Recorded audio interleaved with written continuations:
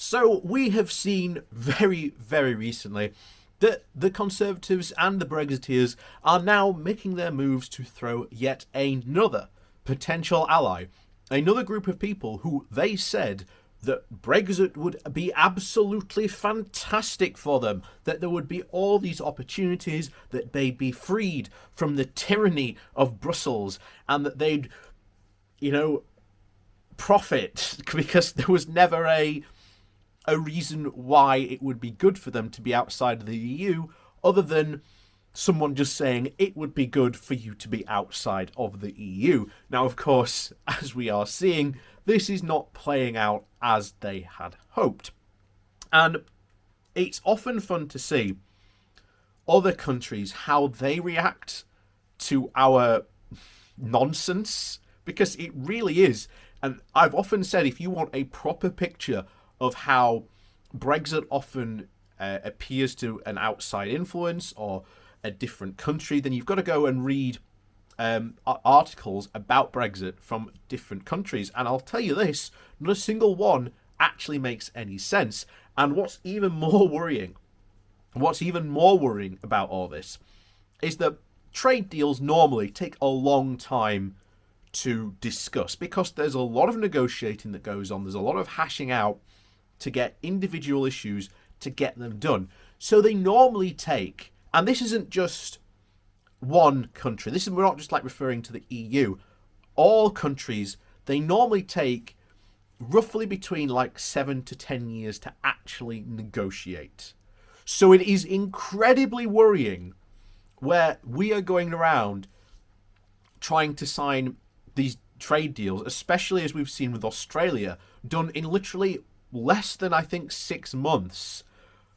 And already it's throwing an entire UK industry under the bus. And now, as I often said, there is other trade deals going on in the works. And not only that, but the UK is desperately attempting to go to European capitals and desperately trying to get them to sign bilateral trade deals. Of course, this isn't going to work because these countries are in the EU. They have to report to the EU what their trade deals are and what they're doing and what they're talking about. And as they have said before, we will not undermine the integrity of the single market. So this idea that going to these other European nations and trying to sign bilateral trade deals ain't going to work, because it's also a tacit admission by Johnson's government that they know the damage that they've done and how much actually they need trade with Europe.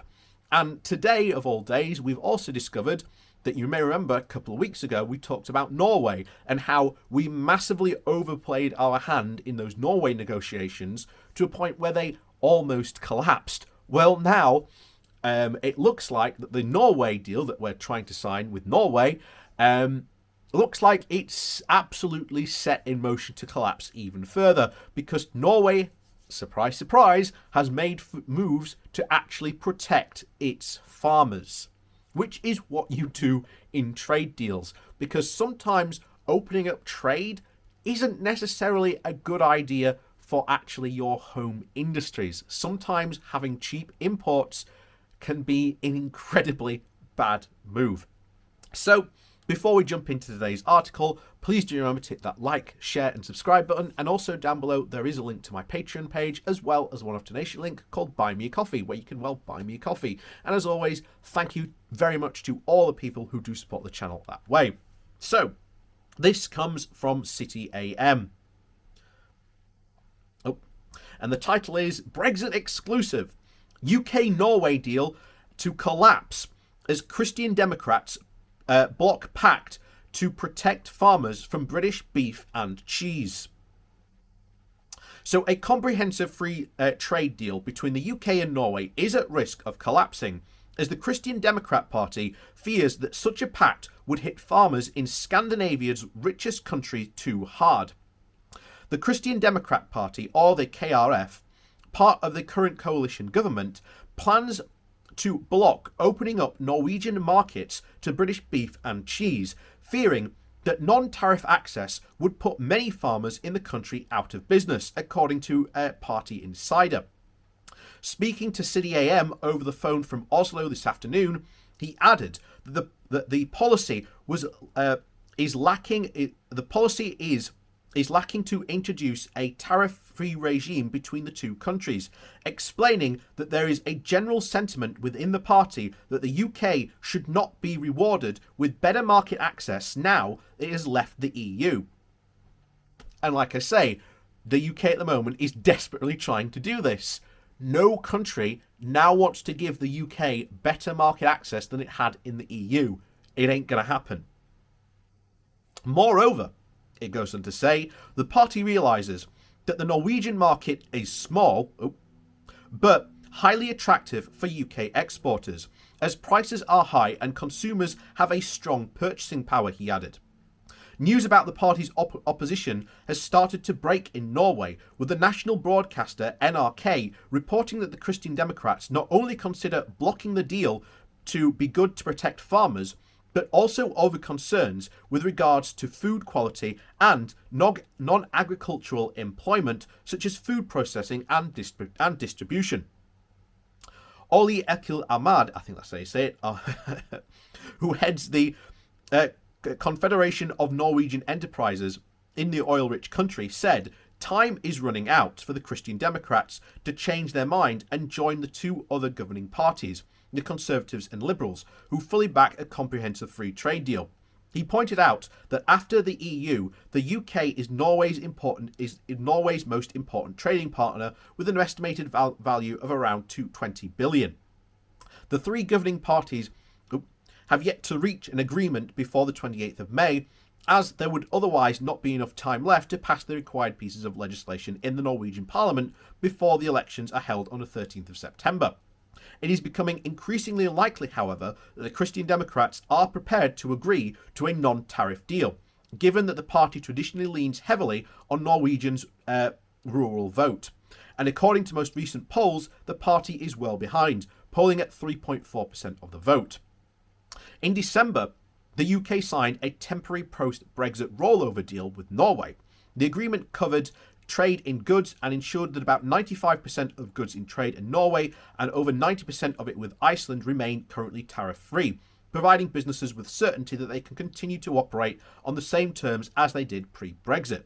However, as the party pointed out, this is just an emergency agreement that only applies until we get a final trade agreement in place. Also, it does not it does not regulate trade in the service area, which is also very important to us. The news comes out only 3 weeks after a fishing deal between the UK and Norway collapsed, as parties could not agree on annual catches. The failure to reach the agreement left the British fishing industry trembling with fury and put a Hull-based fishery freezer trawler giant Corellia, one of the biggest players, out of business for the rest of the year. So, as you can see, things are not generally well, and there is the feeling in Europe that no one wants to give the UK better access than they have now. And especially, I think that is going to be predominantly true for what happened with that Norway deal. Like I say, I cannot really foresee them giving, the UK better access than it had in the EU. They ain't going to do it. But as always, we've said before, when you leave a club, you do not automatically somehow keep the same rights you had when you were in it. Like I say, you have to pay your dues. No more free towels for you. And, of course, that's the story we are seeing time and time and time again. All these trade deals. The Australian trade deal was being rushed so catastrophically that it's now going to risk destroying the entire UK agricultural sector, because the Australian beef industry has openly said that it intends to flood the UK with cheap Australian beef. And like I say, so much for the Buy British campaign, because we've said it before, if there is a cheaper alternative, people will buy the cheaper alternative. If you see a sirloin steak for, I don't know, £10, but you see an Australian sirloin steak for, I don't know, let's say £8, which are you going to go for? Doesn't matter that it's got a British label on. People are going to go for the cheaper options. That's, unfortunately a consumer mindset. And take it from somebody in marketing who knows this full well. Price point is one of the most contentious issues when you are trying to attract consumers. So, as always, thank you very much for watching. Please do remember to hit that like, share and subscribe button on your way out. And of course, down below there is a link to my Patreon page, as well as a one-off donation link called Buy Me a Coffee, where you can, buy me a coffee. And as always, thank you very much for watching, and we'll see you all next time.